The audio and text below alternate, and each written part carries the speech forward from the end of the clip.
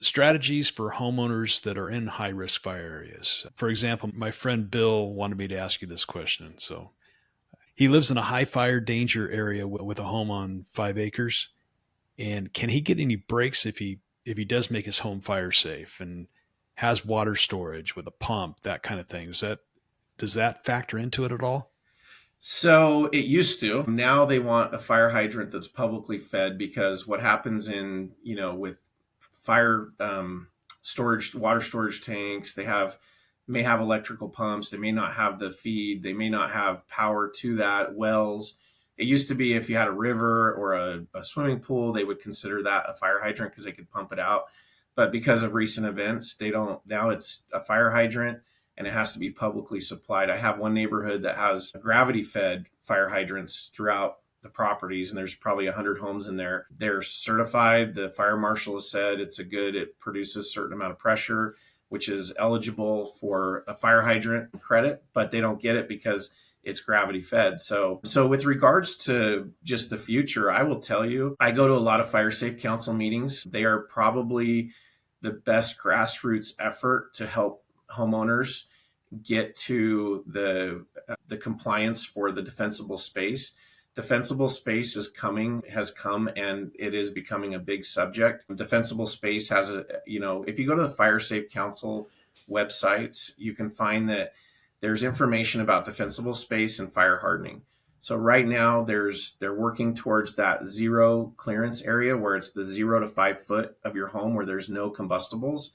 And then 5 to 30 feet, there's limited combustibles. And then 30 to 100 feet, that is going to be a little bit less combustibles. But there's certain things you have to do to prepare your home for the defensible space. And CAL FIRE is basically helping homeowners get their defensible space done. So they have an officer that will look at it. Fire safe councils are having volunteers trained to go through the process to prepare people for that fire inspection. When you sell your home now in high fire severity areas, AB 38 is the legislation that says you have to have defensible space at point of sale, or the homeowner that takes the home can take the responsibility, but they have anywhere from 6 months to 12 months to get that done, depending on your county.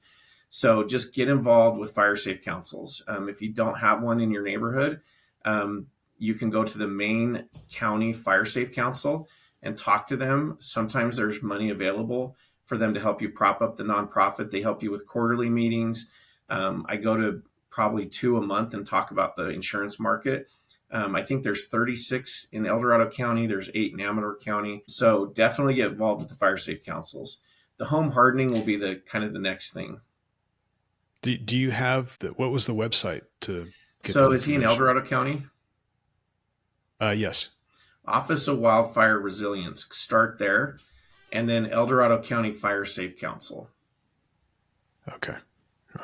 And they will connect you with somebody that can help you set up a fire safe council. But you can get discounts for fire hardening. And if you're a FireWise community, which typically is helped and done and created, supported by Fire Safe Council, there's a FireWise community discount, which is 15%. And then the home hardening is another discount. And both the wraparound, the difference in conditions, and the fair plan typically have discounts for both of those. Okay, great. And that's what's going to change our world, right? We're going to have to do it as homeowners. And the defensible space and home hardening. There was a video of a firefighter that didn't lose his home in Grizzly in the Caldor fire, and his home was defensible space and fire hardened. He had all his game cameras set up. It showed all of his neighbors' homes burning down. He went back, nothing touched his house and didn't touch his trees. Wow. Okay. So you're saying do it organically. And if you're in a neighborhood and with high fire danger, then maybe the neighbors ought to get together and try to develop their own fire safe community. Yeah, they have chipping programs. They have grants sometimes for some areas. There's a big Weber Creek project right now that is getting a lot of money from the federal government for defensible space and fire hardening. So just get involved because there's so much information and it's moving so fast and developing so fast. But legislation is not going to fix our problem. It's us fixing our problem, which is getting our properties where they need to be and using the science to apply to our properties and getting them to where they're fire resistant.